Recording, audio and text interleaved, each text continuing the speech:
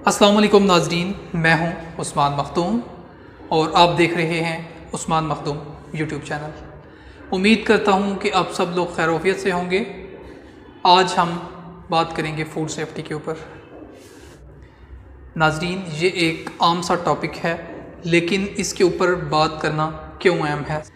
मोअज़्ज़ज़ नाज़रीन, अमूमन हम कमर्शियल लेवल के ऊपर फूड सेफ्टी को इम्प्लीमेंट तो कर रहे होते हैं। फूड सेफ्टी के जितने भी प्रिंसिपल्स हैं उनको हम देख रहे होते हैं और इम्प्लीमेंट कर रहे होते हैं। इंडस्ट्री इनको फॉलो करती है क्योंकि इंडस्ट्री की मजबूरी होती है, लेकिन हाउस होल्ड लेवल के ऊपर हम इन चीज़ों को निगलेक्ट कर रहे होते हैं। बहुत सी चीज़ें हैं जो हम घर के लेवल के ऊपर गलत कर रहे होते हैं, हालांकि हमें इस तरह नहीं करना चाहिए। तो सबसे पहले आपको बताते हैं कि फूड सेफ्टी है क्या चीज़। तो फूड सेफ्टी ऐसी प्रैक्टिसेस हैं या ऐसी रूटीन्स हैं जिनके ज़रिए हम फूड को ऐसे तरीके से तैयार करें या फूड को ऐसे तरीके से हैंडल करें या फूड को ऐसे तरीके से स्टोर करें कि फ़ूड के अंदर किसी भी किस्म का कोई हैज़र्ड या कोई ख़तरा जो है वो शामिल ना हो सके, और फूड जो है वो इंसानी सेहत के लिए जो है वो सेफ़ हो, सिक्योर हो, ताकि उसके अंदर किसी भी किस्म का केमिकल, बायोकेमिकल, फ़िज़िकल किसी भी किस्म का उसके अंदर ख़तरा या हैज़र्ड शामिल ना हो।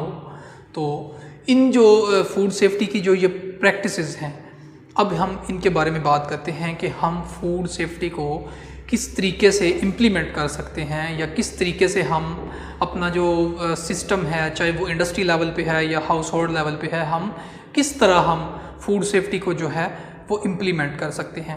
तो जहाँ तक फूड सेफ्टी की अहमियत की बात है कि फ़ूड सेफ्टी एक तो जो है वो जैसे पहले बताया है कि ये कमर्शियल लेवल पे सिर्फ इम्प्लीमेंट की जाती है, घरेलू लेवल पे नहीं की जाती। अहमियत की बात कीजिए तो फूड सेफ्टी इसलिए अहम है कि फूड सेफ्टी ही एक ऐसी वाहिद चीज़ है जो हमारे माशरे के अंदर, हमारी कम्युनिटी के अंदर डिज़ीज़ बर्डन को कम कर सकती है। ओबियसली जब डिज़ीज़ बर्डन कम होगा तो हमारे जो हॉस्पिटल्स हैं जो मरीज़ों से भरे पड़े हैं वो खाली होंगे। तो ये कैसे पॉसिबल है? ये फूड सेफ्टी के ज़रिए ही पॉसिबल है। तो अब हम बात करते हैं कि फूड सेफ्टी के ऐसे कौन से प्रिंसिपल्स हैं, ऐसे कौन से कवानीन हैं जिनको हम इम्प्लीमेंट करके इसको लागू कर सकते हैं। तो अब हम बात करते हैं फूड सेफ्टी के 4 principles: clean, separate, cook and chill. तो सबसे पहले हम पहले प्रिंसिपल पे बात करते हैं, क्लीन। क्लीन क्या है? मतलब जैसे कि आपको लफ्ज़ से पता चल रहा है कि सफाई।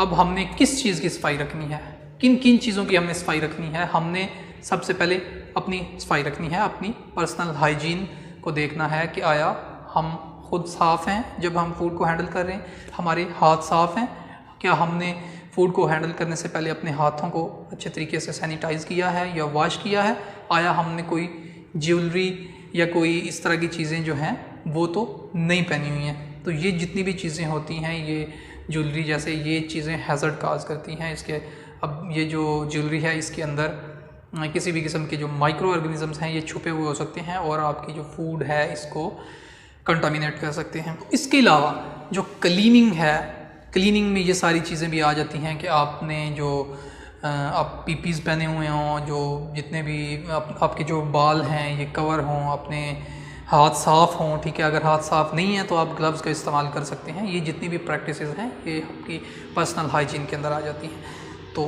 पर्सनल हाइजीन के बाद अब हमने किस चीज़ की सफाई रखनी है? हमने अपने एनवायरनमेंट की सफाई रखनी है। एनवायरनमेंट में आपके सारे, आपका जितना भी इर्द गिर्द का माहौल है, आपकी जो किचन है या आपका जो प्रोडक्शन एरिया है, आया उसका स्टेटस क्या है? वो क्लीन है। जितनी भी फूड कॉन्टैक्ट सर्फेसिस हैं वो क्लीन हैं, वो साफ़ हैं, उनके ऊपर कोई किसी किस्म की जो कंटामिनेशन है वो तो नहीं है। दूसरा जो प्रिंसिपल है वो है सेपरेट। सेपरेट मीन्स के जितनी भी चीज़ें हैं हमने उनको कैटेगराइज करना है कि आया जो रॉ फूड्स हैं वो कहीं पे जो रेडी टू ईट प्रोडक्ट्स हैं, जो तैयार चीज़ें हैं, जो खाने के काबिल हैं, उनके साथ तो नहीं पड़ी हुई हैं। तो ये एक जनरल प्रिंसिपल है फूड सेफ्टी का कि जो कच्ची अशिया हैं, रॉ अशिया हैं, उनको अलग रखें। जो तैयार चीज़ें हैं, जो खाने के काबिल हैं या जो कुकड हैं, उनको الگ رکھیں، ٹھیک ہے، یہ ایک اچھی پریکٹس ہے۔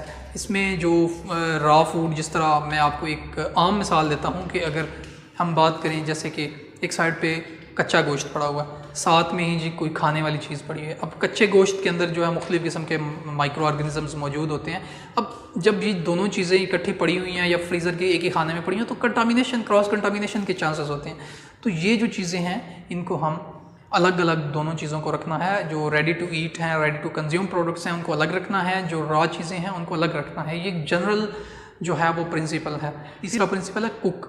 تو کوک پہ بات کرتے ہیں۔ کوک مینس کہ کوکنگ، کہ ہم جو بھی خوراک تیار کر رہے ہیں اس کو ایک آپٹیمم ٹمپریچر ملے، اس آپٹیمم ٹمپریچر کے اوپر ہم اس کو کوک کریں تاکہ اس کے اندر جتنے بھی مائکرو آرگنزمز ہیں، آیا وہ بیکٹیریاز ہیں، وائرسز ہیں یا دیگر جتنے بھی پیتھوجنز ہیں، وہ جو ہے ایک ایسی جو لمٹ ہے ٹمپریچر کی جو سیٹ کی ہوئی ہے اس کے اوپر جا کے وہ پراپر طریقے سے جو ہے نا وہ کل ہو جائیں، تاکہ آپ کی جو خوراک ہے ایک پراپر ٹمپریچر کے اوپر پکے اور اس کے اندر کسی بھی قسم کے مائکرو آرگنزمز یا آپ کی جو صحت کے لیے نقصان دہ مائکرو آرگنزمز ہیں وہ اس کے اندر نہ رہیں اور وہ کل ہو جائیں۔ تو اس کے بعد ہم بات کرتے ہیں کہ چل مینز کہ جب ایک خوراک تیار ہو گئی ہے ہم نے اس کو ٹھنڈا کرنا ہے۔ چل مینز جہاں پہ آپ مطلب لے سکتے ہیں کہ اس کو ہم کس طریقے سے ہم نے اس کو سٹور کرنا ہے، ٹھیک ہے، اس کو ہم تاکہ وہ جو ہے وہ ایک سیکیور ٹمپریچر کے اندر رہ سکے، ٹھیک ہے، تاکہ اگر ایک خوراک ہم نے تیار کی ہے تو اس کو ہم نے سٹور بھی تو پراپر آپٹیمم کنڈیشنز کے اوپر کرنا ہے نا، تاکہ وہ اس کے اندر کسی بھی قسم کی کنٹامینیشن یا کوئی خرابی نہ بن سکے، تاکہ وہ انسانی صحت کے لیے جو ہے وہ سیکیور ہو، ہیومن کنزمپشن کے لیے وہ سیکیور ہو، ٹھیک ہے۔ یہ 4 پرنسپلز ہیں، ان کو ہم گھریلو لیول کے اوپر بھی اور انڈسٹری لیول کے اوپر بھی امپلیمنٹ کر کے تو ہم اپنی خوراک کو، اپنی صحت کو اچھا رکھ سکتے ہیں۔ اینڈ پہ آپ لوگوں سے ایک ریکویسٹ ہے کہ اگر آپ لوگ ہمارے چینل پر نئے ہیں تو چینل کو سبسکرائب کر لیں، اور اگر آپ لوگ اس طرح کی انفارمیٹیو ویڈیوز دیکھنا چاہتے ہیں تو ہمارا جو چینل ہے اس کو سبسکرائب کریں اور بیل آئیکن کو پریس کریں تاکہ آنے والی جتنی بھی انفارمیشن ہے وہ آپ تک بروقت پہنچتی رہے۔ اگلی ویڈیو تک کے لیے خدا حافظ۔